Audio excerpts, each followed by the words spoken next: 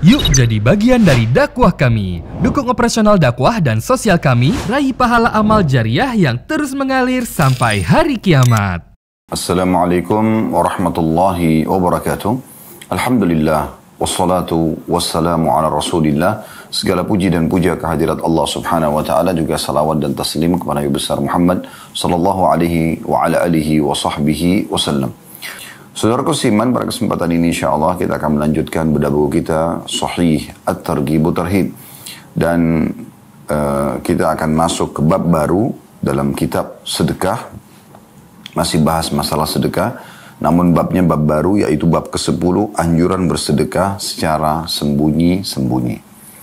Saya langsung saja teman-teman sekalian membacakan hadis pertama yang diangkat oleh Al-Mundhiri rahimahullah dalam bab ini dengan sanad sahih, disahihkan oleh Syekh Albani, dan urutan 887 dari awal belajar berbunyi dari Abu Hurairah radhiyallahu anhu. Dia berkata, aku mendengar Rasulullah sallallahu alaihi wasallam bersabda, sab'atun yudhilluhumullahu fi dhillihi yawma la dhilla illa dhilluh, al-imamul adil wa syabun nasha'a fi ibadatillahi azza wa jal, wa rajulun qalbuhu mu'allaqun bil masajid, ورجلان تحابا في الله اجتمعا عليه وتفرقا عليه، ورجل دعته امرأة ذات منصب وجمال فقال إني أخاف الله، ورجل تصدق بصدقة فأخفاها حتى لا تعلم شماله ما تنفق يمينه، ورجل ذكر الله خاليا ففاضت عيناه.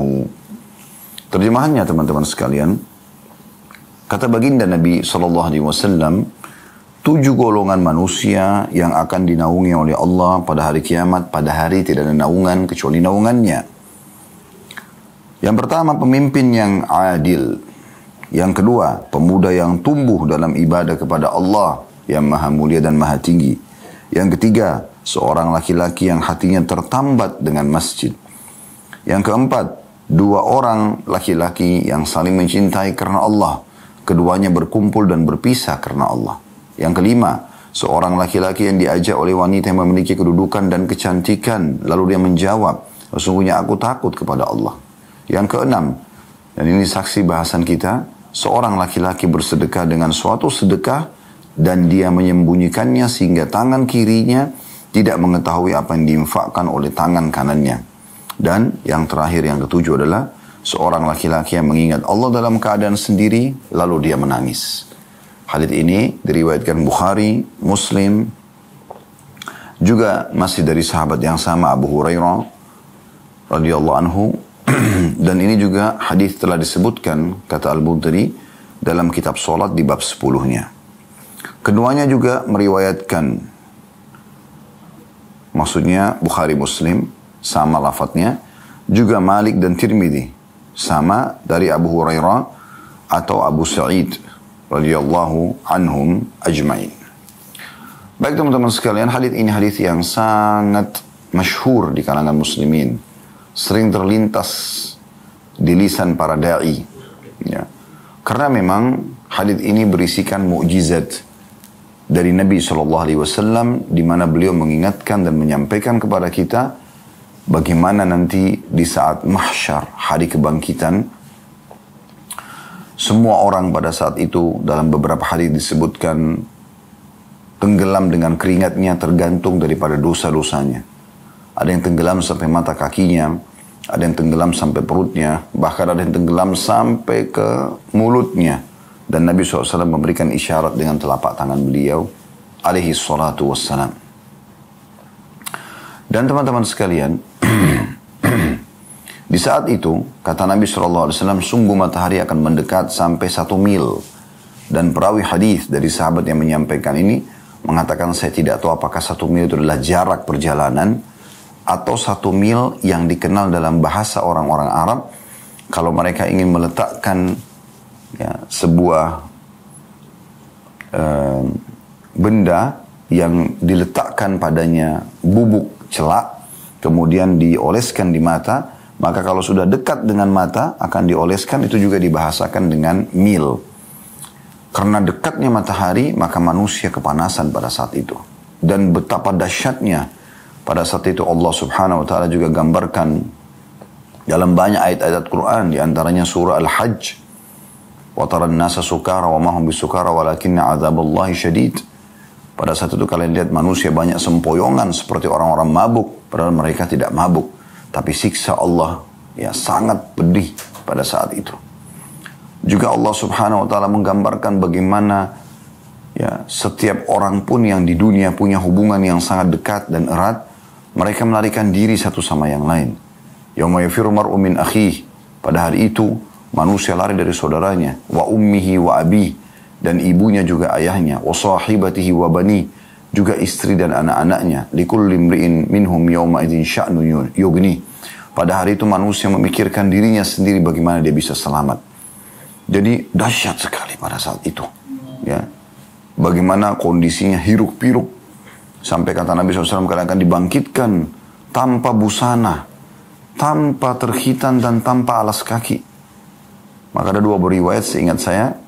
Yang pertama adalah Aisyah dan yang kedua Ummu Salamah radhiyallahu anhunna ajma'in, istri-istri Nabi yang mulia.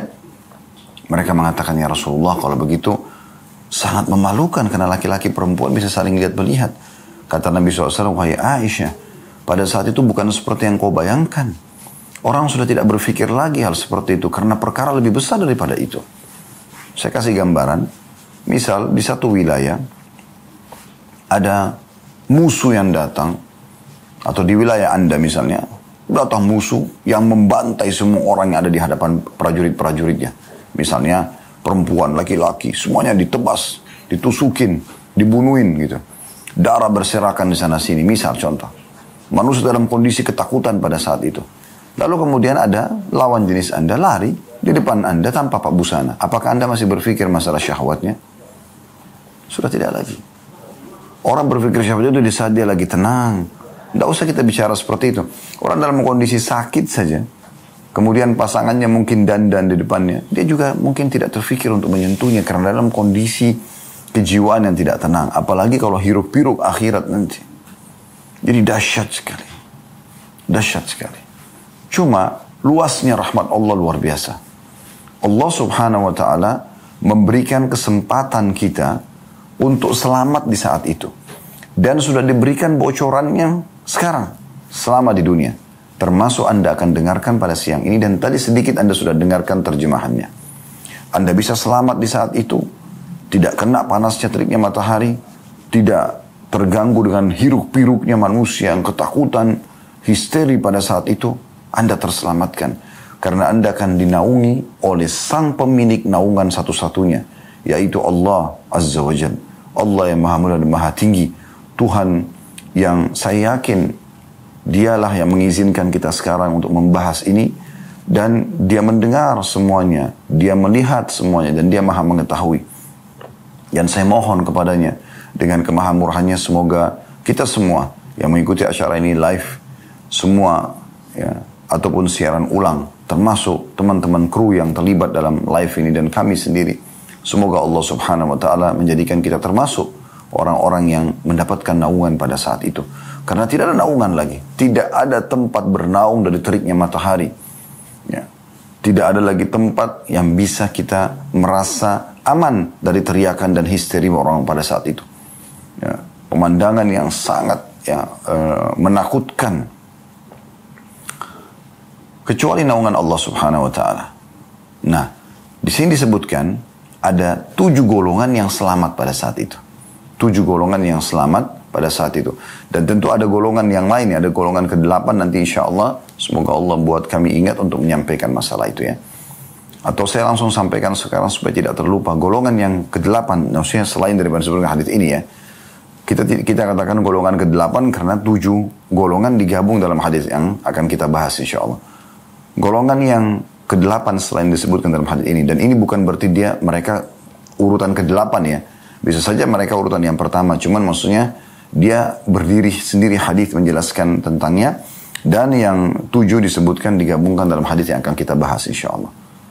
Yaitu sabda Nabi SAW, siapa yang menghutangkan orang lain atau memberikan tenggang waktu atau memaafkan, maka dia akan mendapatkan naungan Allah pada hari kiamat. Tidak ada naungan kecuali naungannya.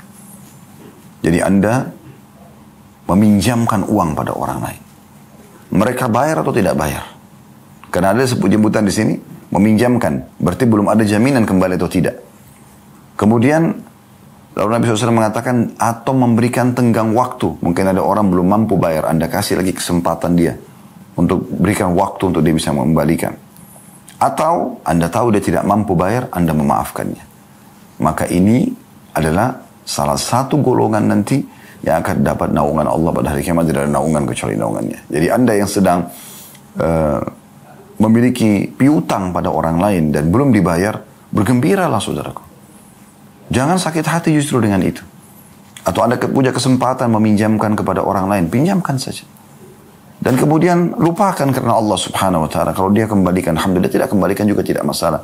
Karena ini tiket VIP Anda akan selamat nanti di mahsyar yang penuh dengan hiruk-pikuk dan manusia ketakutan pada saat itu.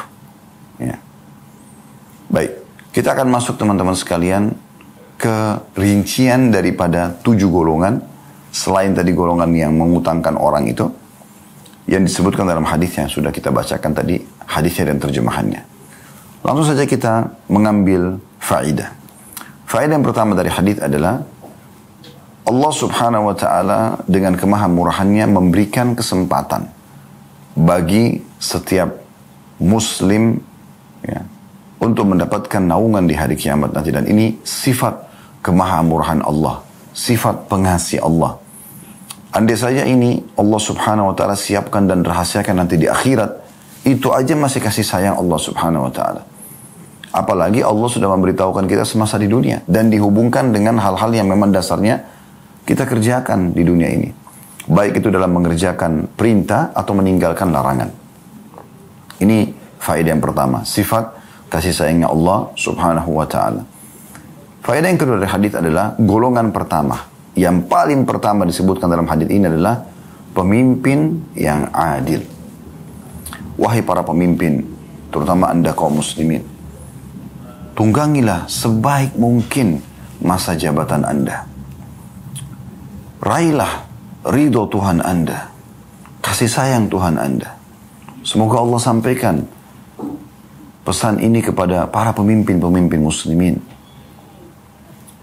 Raih rahmat Allah subhanahu wa ta'ala, raih surga, raih pahala yang melimpah dengan jabatan yang sedang Allah subhanahu wa ta'ala amanahkan kepada Anda.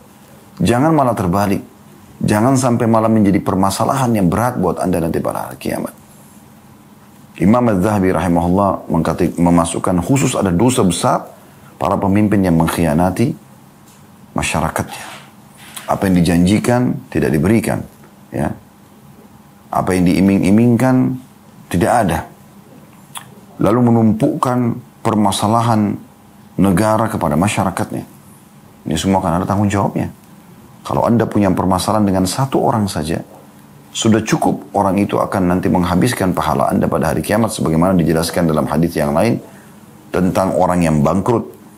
Saya ingatkan kembali kata Nabi SAW, apakah kalian tahu siapa orang yang bangkrut itu? Kata para sahabat, ya tidak ada dirham dan dinarnya ya Rasulullah. Kata Nabi SAW, bukan. Orang yang bangkrut adalah orang yang datang pada hari kiamat membawa pahala sholat, pahala puasa, pahala sedekah, pahala haji. Tapi satu sisi pernah mencaci maki orang ini, pernah memukul orang itu, pernah mengambil hak orang yang ini. Dan dia tidak sama sekali meminta maaf ataupun mengembalikan hak orang-orang tersebut di dunia. Maka mereka semua datang dan menuntut di depan mahkamah Allah subhanahu wa ta'ala hari kiamat. Dan Allah maha adil. Allah akan berikan semua hak mereka dengan cara dibayar dari pahala-pahala orang yang sedang dituntut ini. Kalau habis semua pahalanya, kata Nabi SAW, dan masih ada yang menuntut, maka diambil dosa-dosa orang yang menuntut, dilimpahkan kepada orang yang sedang dituntut tadi. Dosa penuntut diberikan kepada orang yang dituntut. Maka akhirnya habislah semua pahalanya, amal-amal soleh, dia yang sholat, orang lain nikmati, dia yang puasa, orang lain nikmati, dia yang sedekah, orang lain nikmati, dia pergi haji, orang lain nikmati. Tidak cukup di situ.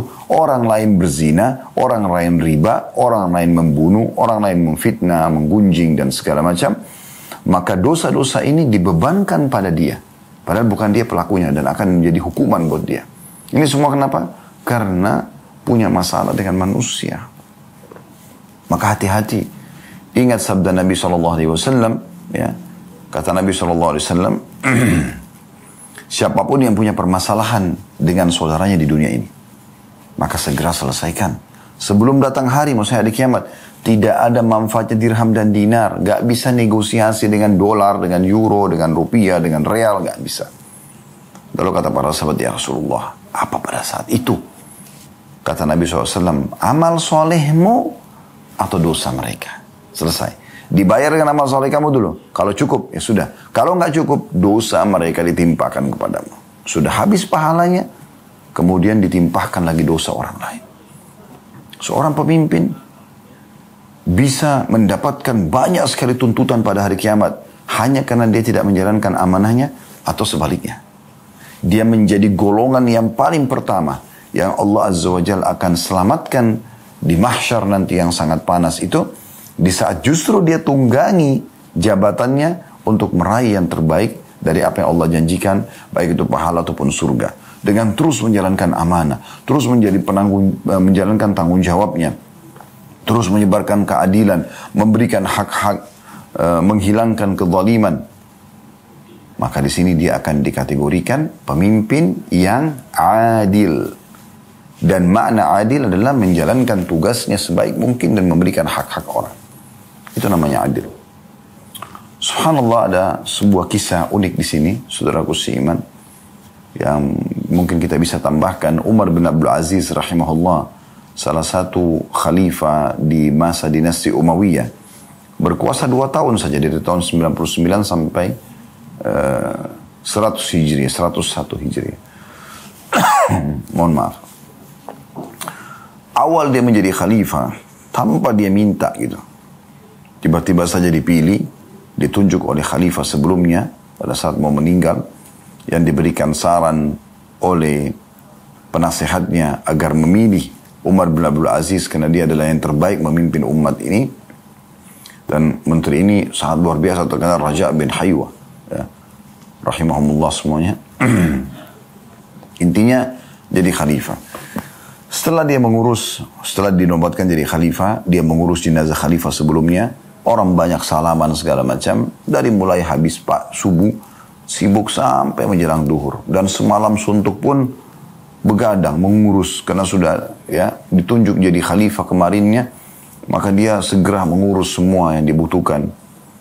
Siang hari, di hari pertama dia menjadi khalifah, dia sempat ingin istirahat dan dia bilang sama pengawalnya, saya ingin istirahat sejenak.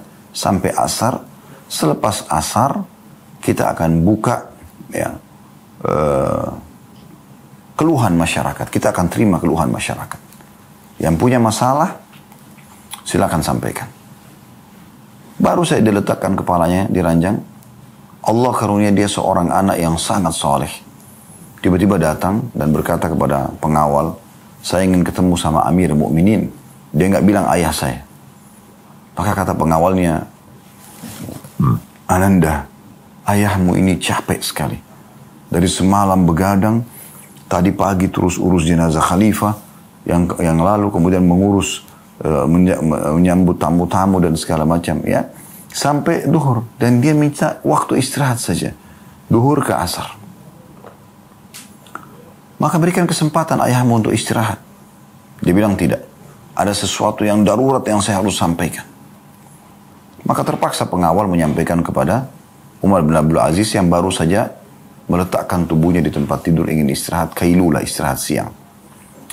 Pada saat disampaikan, karena dia tahu anaknya yang datang, maka dia sambut. Lalu kemudian anaknya mengucapkan setelah salaman, wahai Amir Mukminin, apakah Anda istirahat? Kata ayahnya, anakku, saya dari semalam, ya, ayah dari semalam begadang, terus sampai pagi, sampai siang ini, butuh istirahat sejenak. Selepas asar, ayah akan buka kesempatan seluas-luasnya, siapapun masyarakat boleh datang mengeluh. Kata anaknya kalimat subhanallah yang menghilangkan semua capeknya Umar bin Aziz, menghilangkan ngantuknya. Dia mengatakan, wahai Amir Mukminin, apakah ada jaminan Anda masih bisa hidup sampai asar nanti? Sementara Anda sudah dinobatkan Allah akan tanya detik-detik ini karena Anda sudah menjabat. Maka tiba-tiba ngantuk dan capek Umar bin Aziz hilang. Lalu kemudian dia engah dengan itu. Dan dia peluk anaknya sambil mengecup dahinya dan mengatakan, Alhamdulillah yang telah mengaruniakan aku anak sepertimu yang mengingatkanku. Maka dia langsung perintahkan pengawalnya, buka di siang itu juga rumahnya. Semua yang punya mazlama, orang yang terzalimi, punya hak yang belum diberikan atau belum mendapatkan, boleh mengeluhkan. Coba bayangkan. Ambil sebuah pelajaran dari sini. Bagaimana mereka menyadari detik-detik di mana mereka menjabat itu adalah tanggung jawab. Allah akan tanya. Umar bin Khattab radhiyallahu anhu tidak pernah menutup atau memejamkan matanya di malam hari kecuali dia sudah keliling kota Madinah, memastikan sudah tidak ada lagi orang yang butuh beliau, baru beliau istirahat. Coba bayangkan, karena takutnya gitu. Maka ini poin yang harus hati-hati sekali. Jadi Anda, wahai para pemimpin, berada di dua telapak tangan pilihan Anda. Ini contoh saja, ibarat, yaitu Anda meraih ya, nama yang harum di depan mata manusia, pahala yang melimpah di sisi Allah, ya, dengan mengejar ridho Allah, amal-amal saleh, ya, selama Anda menjabat, keadilan yang Anda sebarkan, atau Anda malah akan menjadi orang yang paling rugi di hari kiamat, bangkrut, karena akan banyak orang yang menuntut Anda, karena banyaknya amanah yang Anda belum jalankan. Keputusan di tangan Anda. Kami tentu bukan menyalahkan dan tidak menyebut siapapun, tapi kami sedang menjelaskan makna hadis ini. Sebelum terlambat, ingat, penyesalan selalu ada di akhir. Tapi pada saat itu sudah tidak ada gunanya lagi penyesalan. Oleh karena itu, sebelum terlambat, segera selamatkan diri kita. Kemudian golongan yang kedua, teman-teman sekalian, akan diselamatkan oleh Allah SWT. Ini adalah mutiara atau pelajaran atau faedah yang ketiga dari hadis. Wasyabun nasha'a fi ibadatillah azza wa jalla. Seorang anak muda yang tumbuh ya, dalam rangka beribadah kepada Allah yang maha mulia dan maha tinggi. Subhanallah, betapa banyak anak muda yang menghabiskan masa muda mereka justru bukan pada ketaatan. Aneh dianggap di sebagian lingkungan dan komunitas, di saat ada anak SMP, anak SMA, justru hadir di majelis ilmu, justru pergi sholat di masjid. Dianggap seperti belum masanya.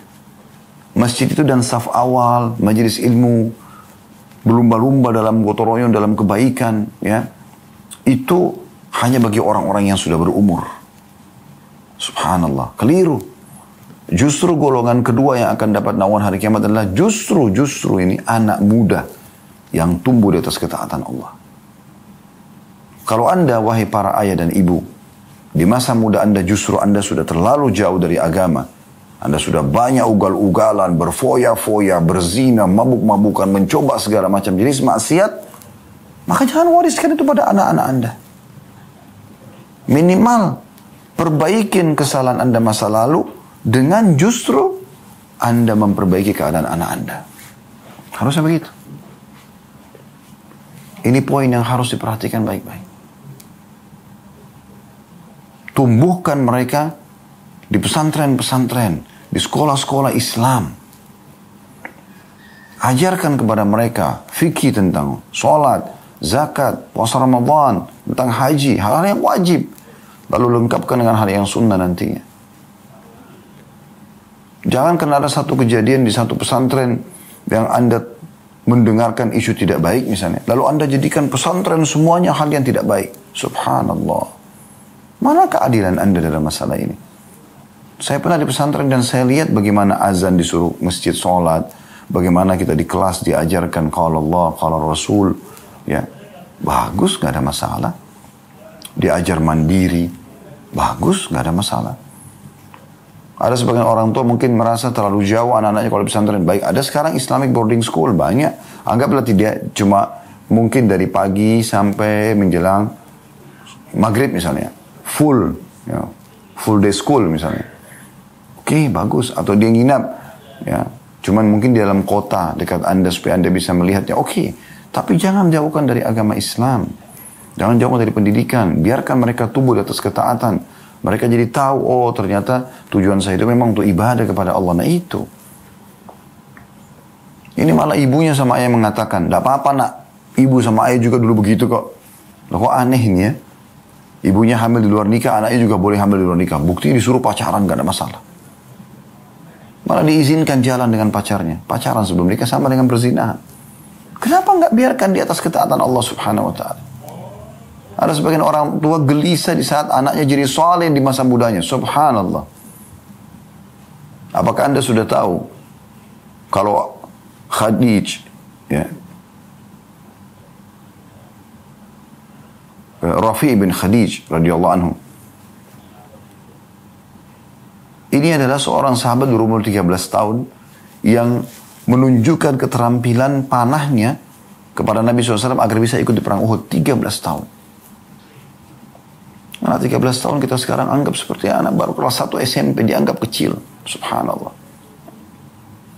Mereka sudah dilibatkan oleh orang tuanya dalam kegiatan-kegiatan yang amal saleh. Golongan ketiga, tentu kalau ini dirincikan ini panjang ya. Taksi bahasan kita kan masalah sedekah nanti. Golongan ketiga, dan ini faedah yang keempat adalah warajulun qalbu mu'allaqun bil masajid. Seseorang laki-laki yang hatinya terpaut dengan masjid, tertambat dengan masjid.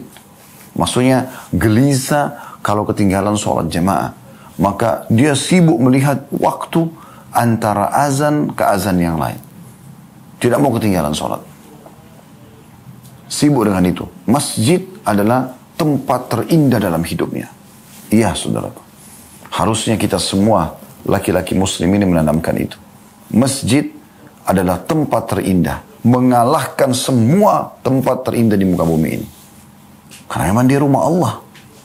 Anda sering dengar kan? Baitullah, rumahnya Allah. Itu masjid memang. Ka'bah pun dinamakan Baitullah. Tapi semua masjid dikatakan rumah Allah. Bukankah Nabi SAW mengatakan, Man bana masjidan lillahi banallahu baitan fil jannah. Saya membangunkan masjid buat Allah di muka bumi. Ya, rumah untuk ibadah. Rumah Allah SWT. Maka Allah akan bangunkan istananya di surga. Selalu terpaut, selalu tertambat. Sebagian ulama hadis menjelaskan bahwasanya selalu ingin dari sholat ke sholat yang lainnya. Ini golongan ketiga. Golongan keempat. Dan ini mutiara yang kelima. Warajulani tahabba fillah ijtama alaihi wa tafarraqa alaihi. Dua orang yang saling mencintai karena Allah berkumpul karenanya dan berpisah karenanya. Maksudnya, dalam Islam ada namanya ukhuwah umum. Kita mencintai semua orang-orang muslim seagama. Dan ada ukhuwah khusus. Maksudnya ukhuwah khusus ini, dia hanya orang-orang tertentu. Dan ini sama jenis ya. Laki-laki sama laki-laki, perempuan sama perempuan. Anda cari siapa sama jenis Anda yang lebih soleh dari Anda. Lebih solehah daripada Anda. Lalu Anda ajak dia bersahabat. Dan sunnah Nabi SAW Anda katakan, Inni uhibbuka fillah. Saya cintai Anda karena Allah. Laki-laki, perempuan ke perempuan dia mengatakan, Inni uhibbuki fillah. Dalam sebuah riwayat pernah disebutkan ada seseorang yang sholatnya indah sekali. Bagus sekali. Dan saking indahnya sampai ada satu sahabat mengatakan, Ya Rasulullah, saya suka orang ini karena Allah. Kata Nabi SAW, kejar dan ucapkan di wajahnya.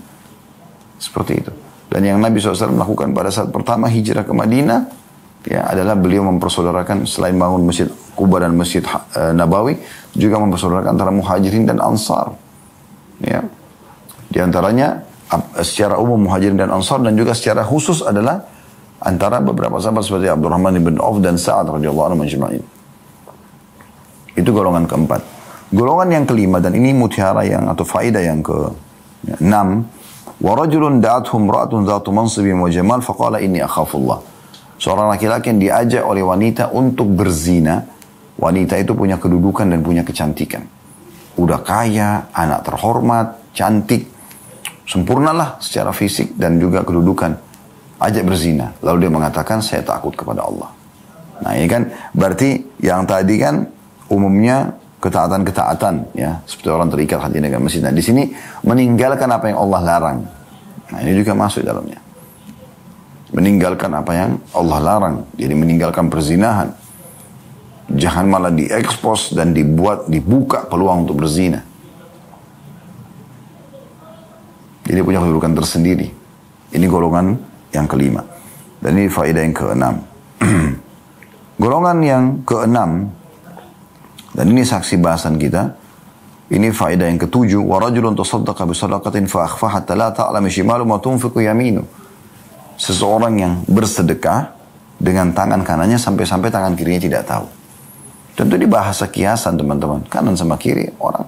Kadang-kadang memang saling bantu-membantu. Allah ciptakan memang dua ini untuk kita gunakan. Ya, dan syukuri tentunya. Alhamdulillah orang yang masih Allah berikan kesempurnaan misalnya. Dan bersabar bagi orang yang Allah uji gitu. Tapi maksudnya kalau tangan kirinya aja tidak tahu apalagi orang lain. Supaya dia tidak riak. Makin dia sembunyikan makin bagus. Nah ini jadi saksi bahasan kita. Karena ingat judul kita tadi saya bacakan di awal pertemuan kita. Bab ke-10 anjuran bersedekah secara sembunyi-sembunyi. Nah ini. Tentu ada dua keadaan sedekah ini ya. Ada kadang-kadang kita harus terang-terangan. Contoh misalnya kotak amal masjid misalnya. Memang pasti ada orang yang melihat gitu kan kalau kita memberikan. Atau ada misalnya orang minta di pinggir jalan. Tiba-tiba dia minta. Maka Anda ya kasih ke dia. Depan umum. Karena kalau Anda tidak kasih mungkin dia pergi. Anda tidak punya peluang lagi memberikan sedekah kepada dia. Nah ini terang-terangan tidak ada masalah. Ya. Atau Anda sembunyikan di saat memang ada orang yang datang hubungin Anda misalnya via WA, via telepon, butuh bantuan lalu Anda bantu dia. Dan tidak ada orang tahu. Ya sudah antara Anda sama Allah SWT tidak usah diekspos. Nah ini. Jadi memang kondisinya ada kadang-kadang terang-terangan, kadang-kadang ada juga yang sembunyi-sembunyi. Tapi yang sembunyi-sembunyi jauh lebih afdal. Kena akan aman dari riya. Dan golongan yang terakhir, yang ketujuh adalah ini faedah yang ke-8 dari hadis, wa rajulun zakarallahu khairan fa fadat aynah. Seseorang yang mengingat Allah sendirian lalu dia menangis. Dia mengingat dosa-dosanya, kemudian dia takut Allah hukum, takut masuk neraka, takut dikubur, lalu dia menangis karena Allah, dia tobat. Atau dia menangis karena berharap Allah tambahkan rahmatnya, Allah masukkan ke dalam surga, maka dia menangis karena Allah subhanahu wa ta'ala. Maka ini 7 golongan plus tadi yang satu kami sebutkan tentang mengutangkan orang adalah golongan-golongan yang nanti pada hari kiamat di mahsyar akan mendapat naungan Allah subhanahu wa ta'ala. Dan fokusan kita adalah golongan tadi yang ke-6 tentang seseorang yang bersedekah dengan tangan kanannya sampai tangan kirinya tidak tahu. Baik teman-teman sekalian, kita akan melanjutkan hadis yang kedua dalam bab kita, bab ke-10 dari kitab sedekah, yaitu anjuran bersedekah secara sembunyi-sembunyi. Tadi kita sudah jelaskan tentang 7 golongan yang akan Allah naungi pada hari kiamat. Tidak ada naungan kecuali naungannya dan semoga kita termasuk insya Allah ini. Kemudian kita masuk hadis kedua dengan sanad hasan di ghairihi. Menjadi hasan karena dikuatkan dengan riwayat-riwayat lain. Dan urutan 888 dari awal belajar berbunyi. Dari Muawiyah bin Haida radhiyallahu anhu. Dari Nabi SAW beliau bersabda, Inna sadaqatas sir tudfi'u ghadabar Rabb tabaraka wa ta'ala. Artinya sungguhnya sedekah dengan sembunyi-sembunyi akan memadamkan murka Rabb yang maha suci dan juga maha tinggi. Diriwayatkan oleh At-Tabarani dalam Mu'jam al-Kabir. Hadits ini dengan hadits yang datang setelahnya nanti itu menjelaskan tentang masalah pentingnya sedekah sembunyi-sembunyi. Pentingnya sedekah sembunyi-sembunyi. Bagaimana setiap orang di antara kita, di saat dia punya kesempatan untuk bersedekah dan tidak ada yang tahu, maka itu sangat baik. Tentu tadi sudah saya jelaskan di jeda, sebelum jeda iklan tadi, kalau ada kesempatan bersedekah di tempat umum, dan itu harus mau tidak mau gitu kan, misalnya ada orang miskin tadi minta, tiba-tiba dan Anda mungkin tidak punya peluang lagi bersedekah pada dia kalau Anda tidak bantu pada saat itu, lalu Anda berikan, itu tidak ada masalah. Kotak amal masjid biasa hari Jumat dijalankan di depan Anda. Anda mau sedekah, orang tahu, orang lihat, tidak ada masalah. Karena memang dasarnya ini depan umum, kan gitu. Nah, sekarang kalau ada kesempatan sedekah, misal ada orang WA Anda tadi saya jelaskan, ada orang telepon Anda secara langsung, dia minta supaya ya diberikan kepada dia sedekah misalnya atau utang, lalu Anda bantu dia. Maka ini kontrol teman-teman sekalian lisan kita, jangan sampai kita expose atau bicara sehingga akhirnya menjadi riya. Nah ini kalau Anda bisa lakukan, maka ini luar biasa, bisa meredam murkanya Rabb tabaraka wa ta'ala. Maksudnya murka Allah ini disebabkan karena dosa-dosa yang kita kerjakan. Jadi hukuman yang bisa saja datang kepada kita karena perbuatan dosa yang kita lakukan itu akan hilang karena sedekah. Sampai Abdullah bin Abbas radhiyallahu anhuma menjadikan sedekah itu sebagai solusi dari permasalahannya.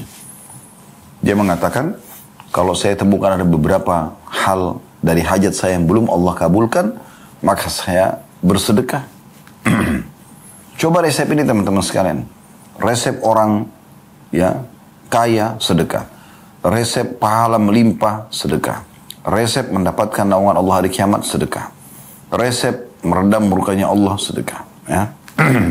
Resep dicintai manusia pun sedekah.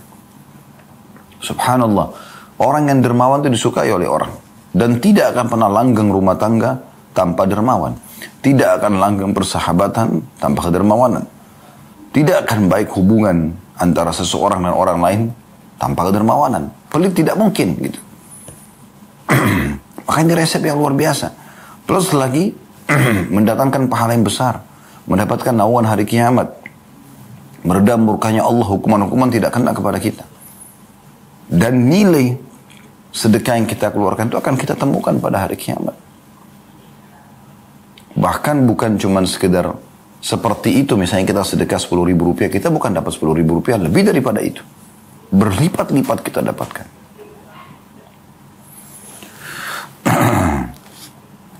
Di hadits ketiga, dengan sanad hasan di ghairihi, saya bacakan karena memang ini mirip ya. Urutan 889 dari awal belajar berbunyi dari Abu Umamah radhiyallahu anhu.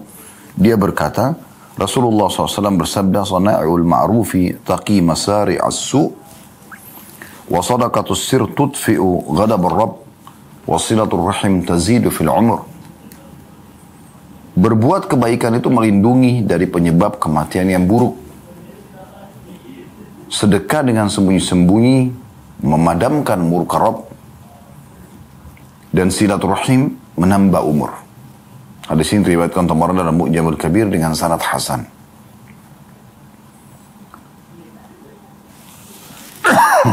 Mohon maaf. Hadis ini menambahkan informasi lagi keutamaan yang bisa didapatkan.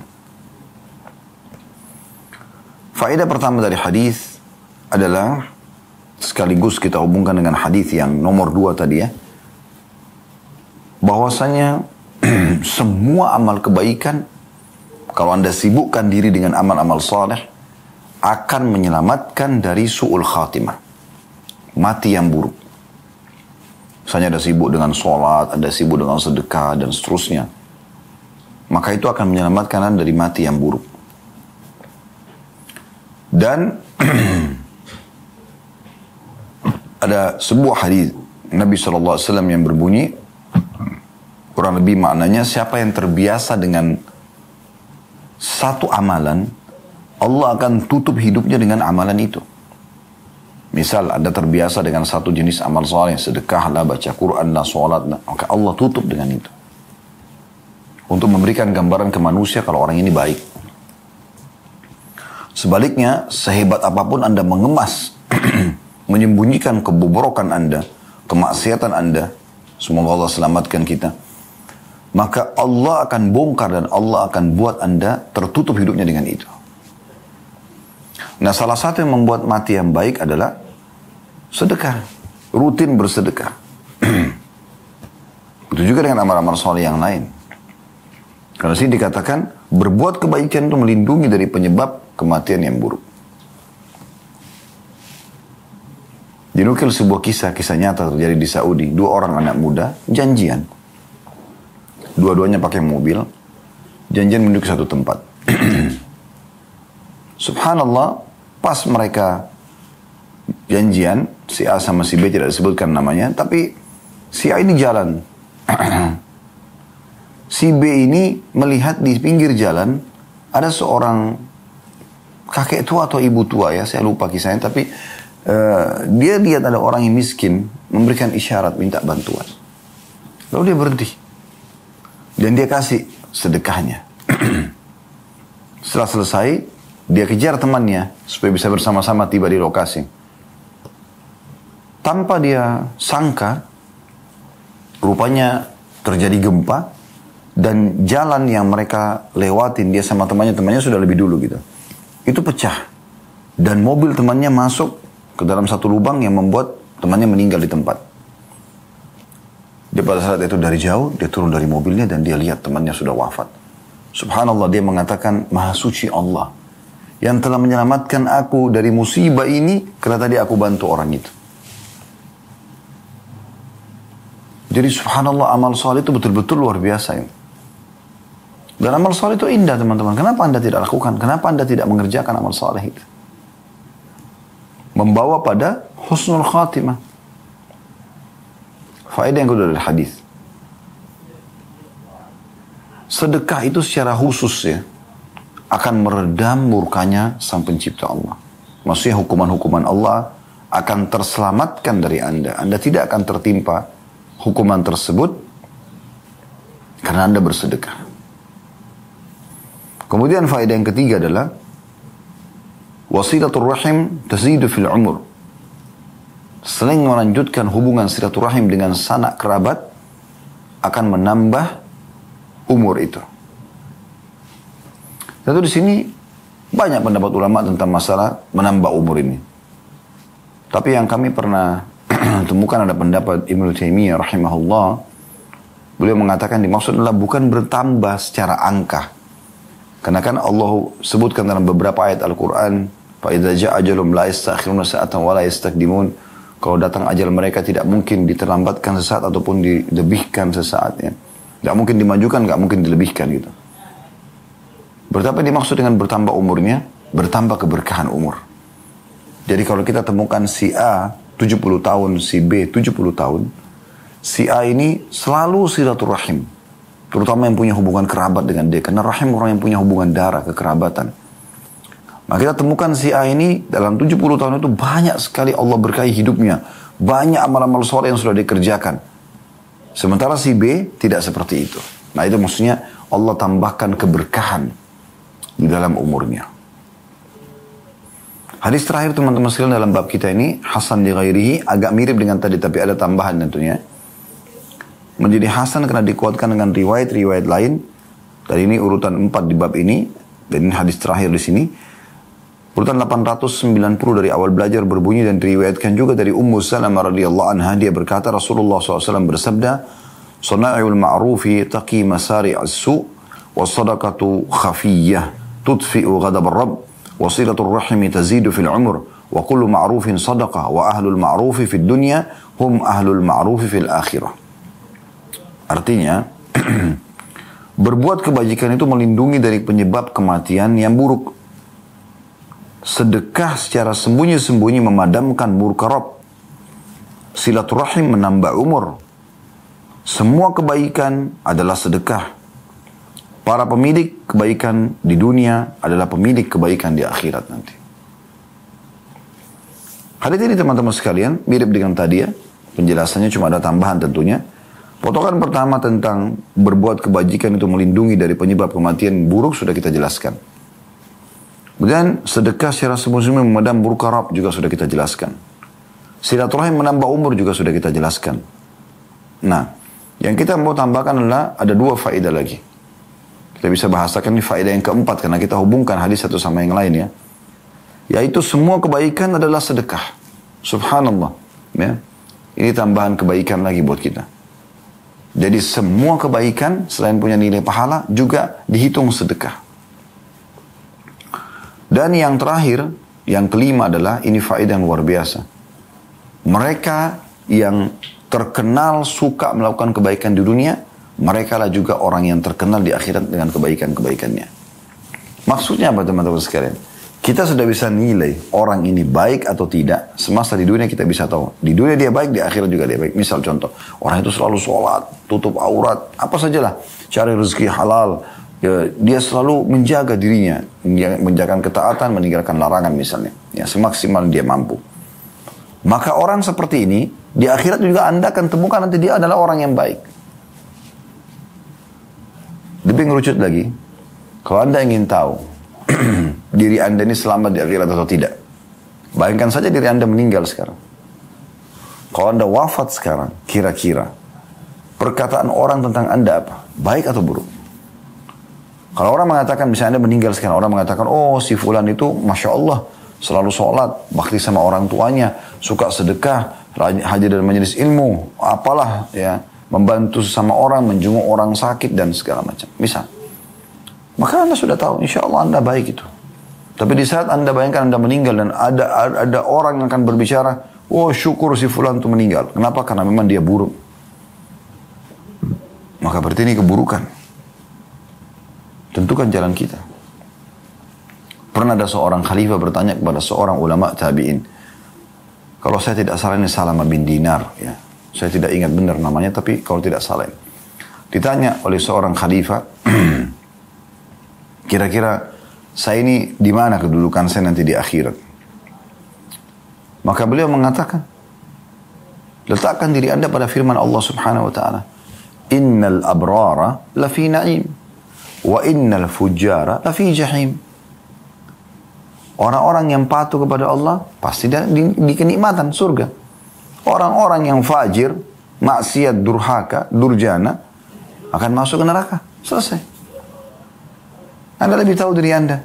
Kalau Anda selama ini menjadi orang yang abrar, orang yang suka patuh kepada Allah SWT, mengerjakan perintah, meninggalkan larangan, ya, amar ma'ruf nahi mungkar misalnya, Anda akan di surga. Janji Allah pasti benar. Atau Anda melakukan kemaksiatan, kedurhakaan, ya, durjana, maka akan di neraka. Seseorang mengatakan kepada beliau, hati-hatilah dengan khalifah. Saya kok ngomong gitu sih di depan pemimpin? Kata dia, saya cuma menjawab saja. Saya tidak menuduh, saya cuma menjawab. Karena beliau lebih tahu tentang apakah beliau akan bersama orang-orang abrar, orang yang patuh nanti di surga di akhirat, atau bersama dengan orang yang durjana dan durhaka di neraka. Gak ada yang lain. Maka ini ya kesimpulan daripada hadis-hadis yang sudah kita bacakan. Dan kedepannya insya Allah kita akan masih di kitab sedekah bab ke-11-nya, anjuran bersedekah kepada suami dan kerabat serta mendahulukan mereka daripada orang-orang yang lainnya. Jadi ada bahasan sendiri tentunya. Hadis di situ ya, ada 4 buah hadis juga insya Allah yang akan kita bacakan nanti ke depannya. Kalau ada benar dari Allah, udah salah dari saya mohon dimaafkan. Subhanakallahumma bihamdika, asyhadu an la ilaha illa anta astaghfiruka wa atubu ilaik. Wassalamualaikum warahmatullahi wabarakatuh.